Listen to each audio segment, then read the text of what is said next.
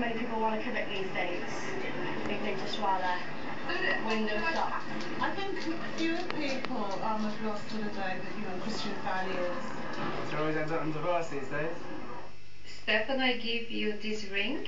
Marcella and Stefano, who got married this afternoon in North London, are part of a disappearing breed. Officials say one big reason is new legislation discouraging sham marriages, which has led to a 50% fall in weddings in parts of the capital.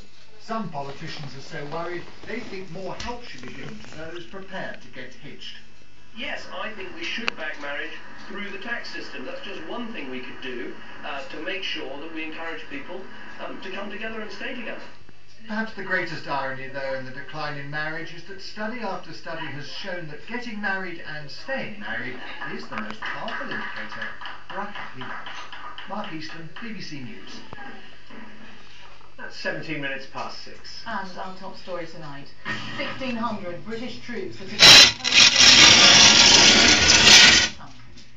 Coming up, tackling gang culture. Double Oscar winner Hilary Swank on her new film. And stay with us for a look more at 6:30. On the programme tonight, where there's a wool, there's a way. The environmentally friendly sheep helping make one woman's dream come true.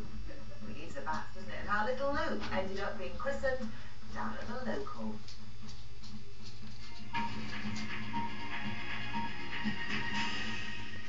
Now, doctors will have to undergo MOT style checks every 5 years to ensure they're fit to practice. It's one of several changes being made in response to an inquiry into the GP Harold Shipman, who killed more than 200 of his patients. Sophie Hutchinson has the details.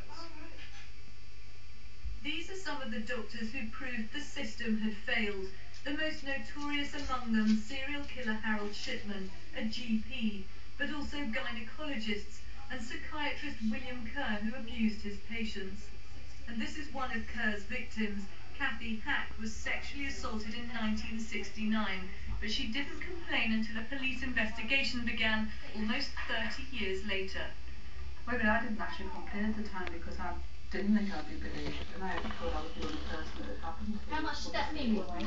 Everything came out in 1997, and I realised I was far from the only person that it happened to. And it's because of cases like this the government is putting patient power at the heart of new reforms. It's proposing a complaints helpline. It wants investigators from the doctors regulator, the GMC, in each local area, and for doctors to undergo a type of MOT every 5 years in which they'll be assessed.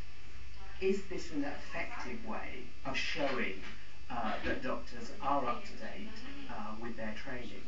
And actually, what is the cost, both financially to the NHS, but more importantly, in time for doctors? Today's proposals represent a fundamental change in the way health professionals are checked and regulated. If they go ahead, it will no longer be possible, as it is now, for a doctor to spend his or her entire career without any assessment to their work. And patients will play a far greater role in deciding who is and who is not a good doctor. The new proposals would also prevent doctors like Harold Shipman being able to certify deaths for burial without any supervision.